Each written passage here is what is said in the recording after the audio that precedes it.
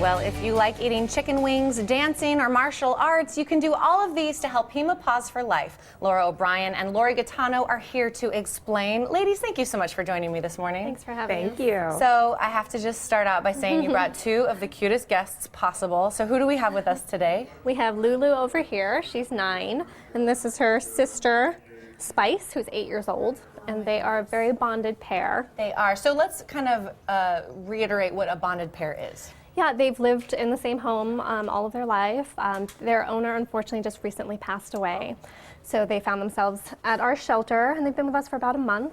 Okay. So and they're adoptable, I'm guessing? They are. They need a home without other pets, so they want to be the only loves of your lives, and no small children. Okay. Yeah. Good to know. Well, they are absolutely sweet as can be, and yes, obviously very cute.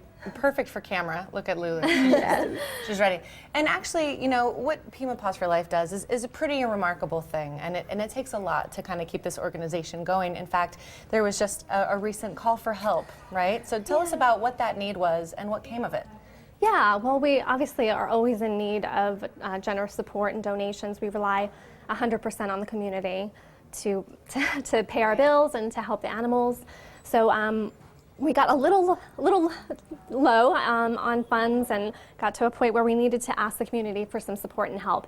And Erin Christensen was so kind to come out and report live from the shelter, 5 and 6 o'clock news. And with her support and the community stepping up, we've raised, I think it's nearly $16,000. Oh, wow. And with more coming in. But of course, wonderful. It is a monthly need, so we really hope that people want to come on board, and even $5 or $10 a month is a huge help.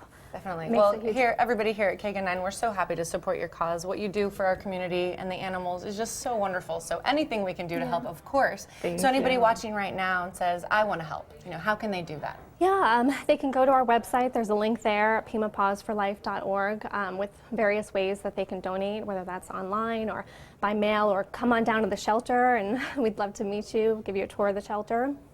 We also have our great vets with Northwest Pet Clinic. They can call them directly, and that will be applied directly toward our medical costs. Wow, incredible. And this is just a few of the ways we can help. There's actually some fundraisers coming up as well that we want to talk about today. So tell us about the first one.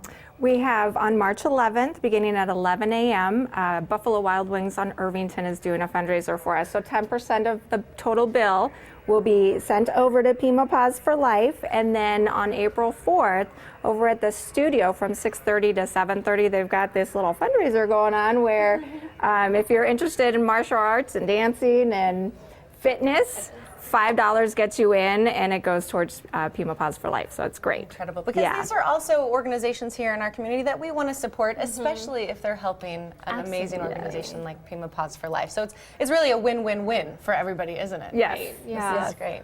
So also, ladies, I hear we just celebrated kind of a milestone, a big 2-year anniversary. Is that right? Yes, we did. How do you feel that you made it to the 2-year mark? It's amazing. I mean, we want to keep going. We've saved nearly 1,000 lives in that time.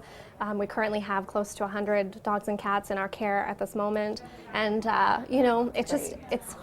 it's a month to month, and that's why we are just so grateful of the community's support so that we can keep going. And we do primarily, treat sick animals and animals that are most at risk, and that's why we have such a tremendous need for the ongoing support. And the community has such a tremendous need for this organization, so that's why it's important we step up. And it's not just monetary donations that we're talking about. We need volunteers, right? So tell us about the need for volunteers, what they do, and how they can start with you. Yeah, there's lots of different volunteer opportunities, from being at the shelter to walking dogs, cuddling kitties. We have off-site adoption events that we need people to handle animals, and just lots of different opportunities. They can go to our volunteer page on Facebook, email volunteer@pimapawsforlife.org, and we have an orientation every month, every third Sunday. Second Sunday of the month. Second Sunday of the month. So one's coming up here March 13th from 10:15 to 11:30. Great. And then a little adoption counselor training afterwards. So if that's something that somebody's interested in, adoption counseling, then we'd love to have you out as well. So. Definitely. I mean, what a great thing to do for animal lovers, and something that you know is helping such an amazing organization. So, ladies, I want to thank you for coming on again. It's always great to see you. And hopefully we're going to get some homes for these two.